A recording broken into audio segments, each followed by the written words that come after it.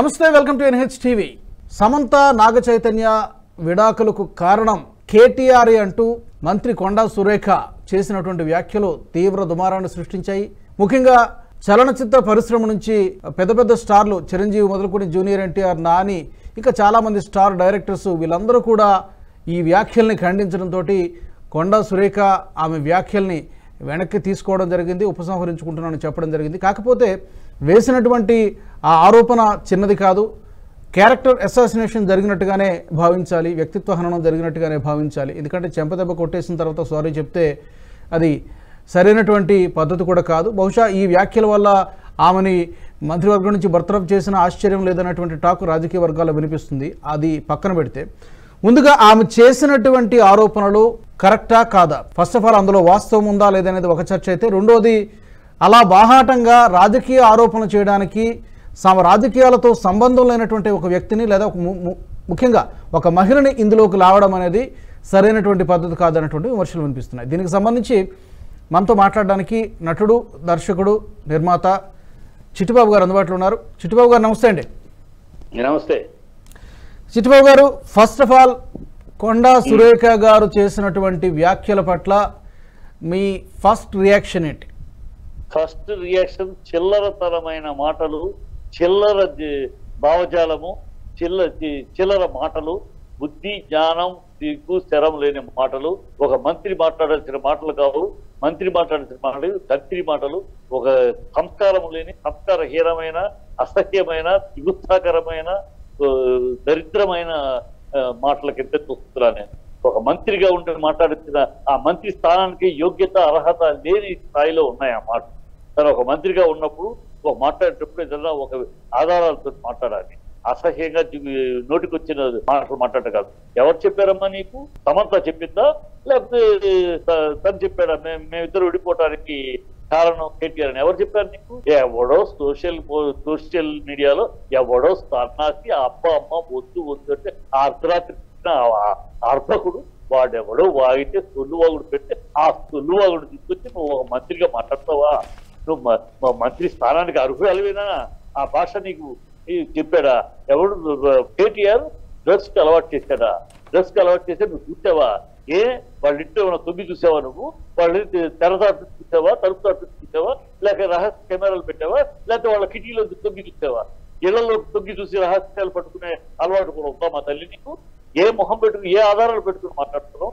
కాదు, ఆయన భయపడట హీరోయిన్లు మానుకుని పెళ్లి చేస్తాడ. ఏ హీరోయిన్ చెప్పిందమ్మా నీ దగ్గరకు వచ్చి? ఏ హీరోయిన్ వాపోయింది? ఏ హీరోయిన్ ఓదార్చావు? ఏం మాటలు, పిచ్చి మాటలు, పిచ్చి కోతలు, బుద్ధి జ్ఞానం లేకుండా ఒక వయసు, ఒక ఆడదానివి నువ్వు అన్న మాటలు, నాగార్జున గురించి నువ్వు అన్న మాటలు ఏమన్నా బుద్ధి జ్ఞానం ఉన్న మాటలైనా ఎవరికి వర్తిస్తాయి?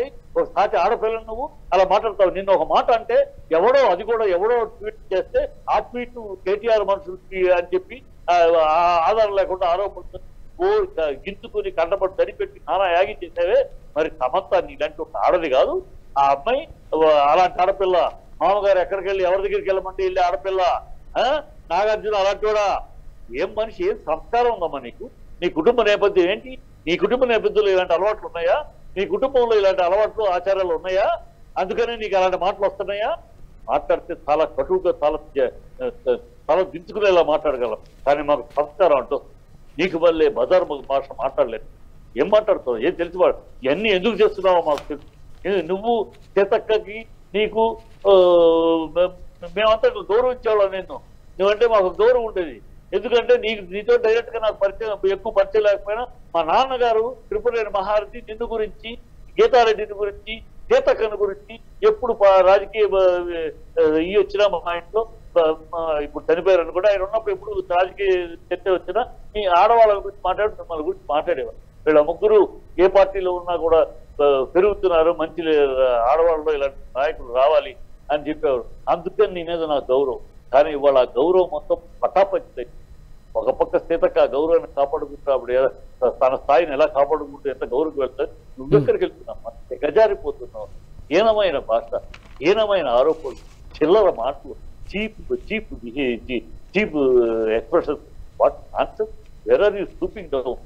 To what extent you're stooping down? మాటలు మాత్రం ఎందుకు చేస్తున్నావో తెలిసి అయినా సరే మాత్రం నువ్వు రేవంత్ రెడ్డిని మెప్పించడానికి రేవంత్ రెడ్డి ఇప్పుడు ఎరకాటంలో పడ్డాడు. ఎక్కడైతే హైడ్రా వల్ల ప్రజలందరూ తిరుగుబాటులోకి వచ్చారు, ఆవేశంతో ఉన్నారు, కనబడితే చాలు చెప్పు తీసుకు కొట్టడానికి రెడీగా ఉన్నారు ప్రజలు, కాంగ్రెస్ వాళ్ళు. అందుకని ఆగ్రహావేశాల నుంచి డైవర్ట్ చేయడానికి నువ్వు అడ్రస్ లేకుండా ఉన్నావు. ఒక సీతకేమో ప్రజల్లో పెరుగుతుంది, పార్టీలో పెరుగుతుంది, ఒక ముఖ్య స్థానంలో పెడతా, నువ్వేమో పార్టీలోని స్థానం ఏమి లేదు, క్యాబినెట్ లోని స్థానం ఏదో నామకే వస్తుంది, ఆటలో అరిచిపట్లాగా ఉన్నావు. నీ ఇదేమో దిగజారిపోతుంది, రోజు రోజుకి ఏమి పట్టించుకునే వాళ్ళు లేడు, నిన్ను క్యాబినెట్ పట్టించుకోవట్లేదు, ముఖ్యమైన కాంగ్రెస్ ముఖ్యమైన నాయకులు ఎవరు అని చెప్తే ఆ లిస్టులో నువ్వు లేవు. కనుక నువ్వు ఇప్పుడు ఆ పరపతిని పెంచుకోవడానికి 10 మంది రావడానికి ఈ ఒక దెబ్బకి ఒక పెట్టకి ఒకే దెబ్బకి 2 పెట్టాలి అన్నట్టు ఒక పక్క అది డైవర్ట్ అవుతుంది. ఇది చేశారు చూసారా రేవంత్ రెడ్డి గారు, ఒక్కసారి ఆ విషయాన్ని ఆ సీరియస్ పెట్టి ఎంత డైవర్ట్ ఆయన చెప్పుకుందామని నువ్వు ఇలాంటి ఎత్తుగడలు వేస్తున్నావు. ఈ చల్లవు, ఈ తాగవు, ఈ దౌర్భాగ్యపు క్షమాపణ చెప్పాలి. నువ్వు ఒక క్షమాపణతో సరిపోదు, ఇది సగమే. నువ్వు చేసిన దుర్భాషలకి, నువ్వు చేసిన దుర్మార్గపు ఆరోపణలకి, నువ్వు చేసిన నీతిబాహ్యపు ఆరోపణలకి ఇది సగమే. నువ్వు నాగార్జున చెప్పిన దాంట్లో ఇంకా సగం కేటీఆర్కి చెప్పాలి. కేటీఆర్ నువ్వు రాజకీయ విమర్శ అయితే నువ్వు చెప్పక్కర్లా, నువ్వు ఇది వ్యక్తిగత విమర్శ, వ్యక్తిగతంగా ఆయన క్యారెక్టర్ ని బదనాం చేసే విమర్శ. దీనికి నువ్వు సమాధానం చెప్పాలి, క్షమాపణ చెప్పాలి, వెనక లేకపోతే నేను కోర్టు మెట్లు ఎక్కించడం, కోర్టులో నేను లాగించడం, నీ అధినాయకుడు రాహుల్ గాంధీ క్షమాపణ చెప్పినట్టు కోర్టులో మోడీ విషయంలో క్షమాపణ చెప్పినట్టు నీతో క్షమాపణ చెప్పించడం ఖాయం. ఆ పరిస్థితి రాకుండా, ఆ పరాభవం రాకుండా ఇప్పుడే నువ్వు మాటలు వెనక్కి తీసుకుంటే నీ గౌరవం నువ్వు కాపాడుకున్న దాని అవుతావు. లేకపోతే చిట్టుబాబు గారు ఆమె వ్యాఖ్యల్ని ఆమె వెనక్కి అయితే తీసుకున్నారు, కానీ వెనక్కి తీసుకున్నంత మాత్రం సరిపోతుందా? సారీ మీరు తప్పు మాట్లాడుతున్నారు. ఆవిడ వ్యాఖ్యల్ని మొత్తం వెనక్కి తీసుకోవాలా, ఒక వాక్యాన్ని అది వెనక్కి తీసుకుంది. కేవలం నాగార్జున మాట్లాడిన వ్యాఖ్యలు వెనక్కి తీసుకుంది, మిగతా వ్యాఖ్యలు వెనక్కి తీసుకోవాలా. కేటీఆర్ గురించి మాట్లాడిన వ్యాఖ్యలు వెనక్కి తీసుకోవాలా. ఇవన్నీ వ్యాఖ్యలు అంటే మొత్తం తీసుకోవాలి, సగం తీసుకుని సగమతం వెనకాలతో చల్ల దగ్గర మీరేదో సగం తీసుకోగానే మీరు మొత్తం క్షమాపణ చెప్పేసి సర్టిఫికేట్లు ఇవ్వకట్టు. అంటే సరే, ఇప్పుడు ఆమె వెనక్కి తీసుకున్నారా మొత్తానికి సమంత అనే విషయంలో ఏదైనా కానీ, చిత్ర పరిశ్రమ నుంచి కూడా చాలా ఊహించిన విధంగా దాదాపు మెగాస్టార్ చిరంజీవి దగ్గర నుంచి నాగార్జున, జూనియర్ ఎన్టీఆర్, చాలామంది స్టార్స్, డైరెక్టర్స్, ప్రొడ్యూసర్స్ అందరూ కూడా రియాక్ట్ అయ్యారు. మమ్మల్ని ఎందుకు ఈ విషయాల్లోకి లాగుతారు, రాజకీయాలతో మాకు సంబంధం ఏంటనేటువంటిది వాళ్ళ ప్రధానమైనటువంటి సో ఎప్పుడు మాట్లాడుతున్నాం, మేము ఎప్పుడు సినిమా ఫీల్డ్ మేము రాము, మీ జోలికి మేము రాము. మీరు రాజకీయాల్లో మీరు బురద గుంటలో తిరిగే పురుగుల్లాగా మీ రాజకీయం ఇస్తారు. మీ ఎంత ఎప్పుడు ఏ జెండా కప్పుకుంటారో, మీలాంటి వీళ్ళదాకా రాజకీయ నాయకులు మీరు కాదు. మీరు ఎప్పుడు ఏ రంగు కండువా కప్పుకుంటారో, ఎప్పుడు ఏ సిద్ధాంతానికి వెళ్తారో, ఎప్పుడు ఎవరి పక్కన చేరతారో, ఎవరికి ఎప్పుడు వెనుకోడు పుడుస్తారో, ఎప్పుడు రంగులు మార్చుతారో, ఊసలు వెళ్ళే రంగులు మీ జీవితాలు. అందుకని మీతోటి మేము ఎప్పుడు రాము, మీతోటి ఎప్పుడు మేము మాట్లాడుకోం. మీరు అసలు ఈ కాంట్రవర్సీ చిట్టిబాబు గారు ఎక్కడ మొదలైందని అనుకుంటారు? బేసిక్గా ఈమె మీద, కొండా సురేఖ గారి మీద BRS party social media handles లో ఏదో ఒక ఫోటోని ట్యాగ్ చేస్తూ బీఆర్ఎస్ హ్యాండిల్స్ అని ఆవిడ బాగుతుంది, మీరు చెప్తారు బీఆర్ఎస్ హ్యాండిల్ అన్న ఆధారం ఉందా మీ దగ్గర? ఎవడో దుబాయ్ లో ఎవడో చేస్తే దానికి బీఆర్ఎస్ ఏంటి? ఇవాళ సోషల్ మీడియా ఒకళ్ళ చేతిలో ఉందా? సోషల్ మీడియా ఎవడు పడితే ఇది పడితే రాస్తున్నాడు. మీ దగ్గర ఆధారం ఉందా? ఆవిడ వాగింది బీఆర్ఎస్ సంబంధం అని, మీ దగ్గర ఆధారం ఉందా? వాగిన వాడు ఎవడో బీఆర్ఎస్ వాడని ఏమనుందా? వాడు ఎవడో ఫోటో పెట్టుకున్నాడు. నా ఫోటో కూడా చాలా మంది పెట్టుకున్నారు. నా ఫోటో పెట్టుకుని కూడా వీడికి రాహుల్ గాంధీని ఎప్పుడు విమర్శిస్తారు, రాహుల్ గాంధీ చెయ్యని పెట్టుకుని నా ఫోటో పెట్టుకున్నాడు కూడా ఉన్నారు. నా అభిమానులు లేరు. దానికి ఏముంది? ఫోటో పెట్టుకుని అందుకే నేను బాధ్యుని కాదు కదా. సో ఇప్పుడు ఆమె కామెంట్స్ చేయడం జరిగిపోయింది, జరగాల్సిన నష్టం జరిగిపోయింది. నాగార్జున గారు కానీ లేకపోతే సమంత, నాగచైతన్య వీళ్ళకి ఇది మా వ్యక్తిగత విషయం, ఇందులో రాజకీయ ప్రమేయం ఏమీ లేదు అని చెప్పి అక్కడ సమంత కామెంట్ చేయడం జరిగింది. ఇటు నాగార్జున గారు కూడా ఒక ట్వీట్ చేయడం జరిగింది, నాగచైతన్య కూడా రెస్పాండ్ అయ్యారు. సో ఎక్కడ ఇందులో రాజకీయ ప్రమేయం లేదని చాలా స్పష్టంగా చెప్పారు. ఇప్పుడు ఈ మీద ఎలాంటి చర్యలు తీసుకుంటే బాగుంటుందని మీరు అనుకుంటున్నారో, అసలు ఏమైనా చర్యలు ఉంటాయని మీరు అనుకుంటున్నారా, మీరు భావిస్తున్నారు? ఎలాంటి చర్యలు అంటే ఈ కాంగ్రెస్ యొక్క కల్చరు, కాంగ్రెస్ యొక్క డిఎన్ఏ, కాంగ్రెస్ యొక్క దౌర్భాగ్యం. వాళ్ళు మారరు. వాళ్ళు కుటుంబర పరాయణస్తులు, వాళ్ళు అవినీతి, ఆశ్రిత పక్షపాతం, అబద్ధాలు, వాళ్ళు కట్టుకున్న అబద్ధాల మేడ, ఆ మేడలోనే జీవిస్తారు. వాళ్ళకి క్షమాపణ చెప్తాం అని సంస్కారం ఉంటుందని నేను వాళ్ళ అధినాయకుడికి మందలిస్తాడనో లేకపోతే దానికి ఆ తరపున తప్పు జరిగిద్దని ఒక మాట అంటాడో నేను ఎక్స్పెక్ట్ చేయట్లా. ఎందుకంటే వాళ్ళ కల్చర్ అది కాదు. దీన్ని కూడా సమర్థిస్తారు వాళ్ళు. నాగార్జున గురించి అన్నమాట కూడా తప్పే ఉంది.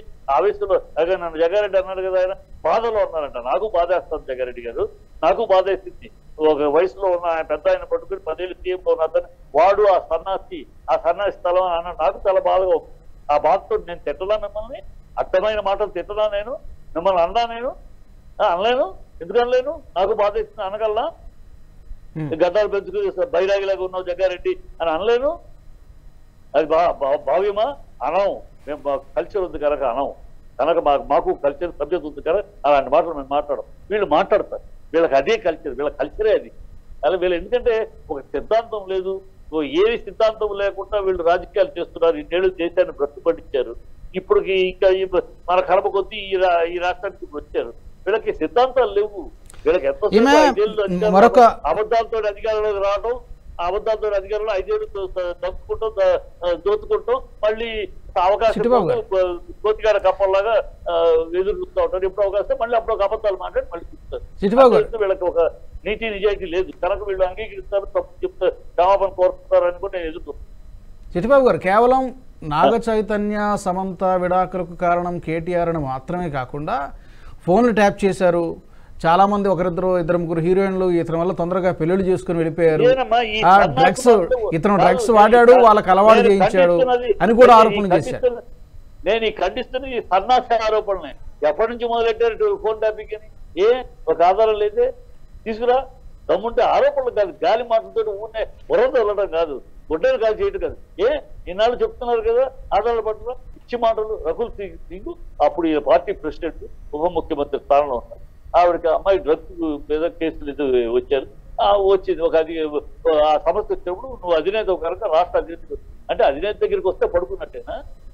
అంతేనా? అధినేత దగ్గరికి వస్తే మీ కాంగ్రెస్ కల్చర్ అయ్యా.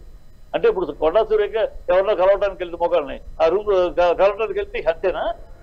సిగ్గు సెర ఉండదు మాట్లాడటానికి, సిగ్గు సెర ఉండదా?